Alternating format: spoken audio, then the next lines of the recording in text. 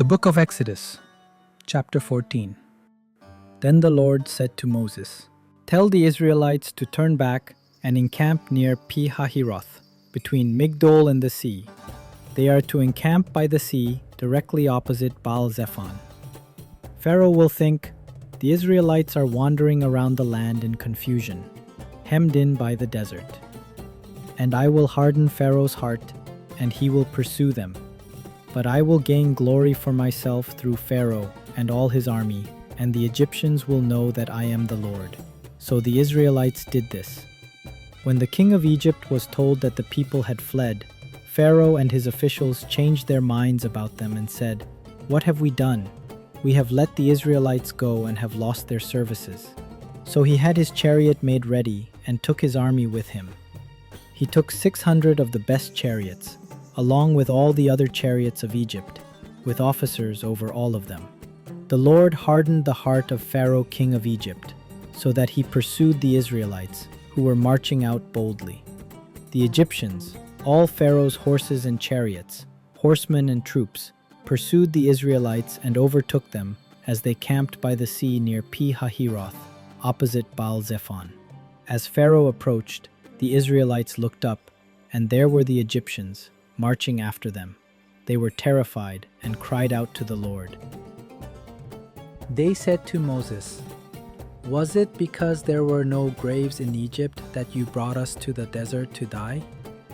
What have you done to us by bringing us out of Egypt? Didn't we say to you in Egypt, 'Leave us alone, let us serve the Egyptians'? It would have been better for us to serve the Egyptians than to die in the desert." Moses answered the people, "Do not be afraid. Stand firm and you will see the deliverance the Lord will bring you today. The Egyptians you see today, you will never see again. The Lord will fight for you. You need only to be still." Then the Lord said to Moses, "Why are you crying out to me? Tell the Israelites to move on. Raise your staff and stretch out your hand over the sea to divide the water so that the Israelites can go through the sea on dry ground. I will harden the hearts of the Egyptians so that they will go in after them, and I will gain glory through Pharaoh and all his army, through his chariots and his horsemen. The Egyptians will know that I am the Lord when I gain glory through Pharaoh, his chariots and his horsemen." Then the angel of God who had been traveling in front of Israel's army withdrew and went behind them. The pillar of cloud also moved from in front and stood behind them, coming between the armies of Egypt and Israel. Throughout the night the cloud brought darkness to the one side and light to the other side, so neither went near the other all night long. Then Moses stretched out his hand over the sea, and all that night the Lord drove the sea back with a strong east wind and turned it into dry land. The waters were divided, and the Israelites went through the sea on dry ground, with a wall of water on their right and on their left. The Egyptians pursued them, and all Pharaoh's horses and chariots and horsemen followed them into the sea.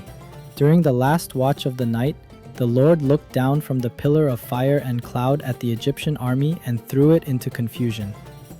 He jammed the wheels of their chariots so that they had difficulty driving, and the Egyptians said, "Let's get away from the Israelites. The Lord is fighting for them against Egypt." Then the Lord said to Moses, "Stretch out your hand over the sea so that the waters may flow back over the Egyptians and their chariots and horsemen." Moses stretched out his hand over the sea, and at daybreak the sea went back to its place. The Egyptians were fleeing toward it, and the Lord swept them into the sea. The water flowed back and covered the chariots and horsemen, the entire army of Pharaoh that had followed the Israelites into the sea. Not one of them survived. But the Israelites went through the sea on dry ground, with a wall of water on their right and on their left.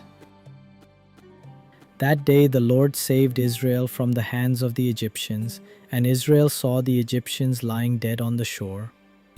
And when the Israelites saw the mighty hand of the Lord displayed against the Egyptians, the people feared the Lord and put their trust in him and in Moses his servant.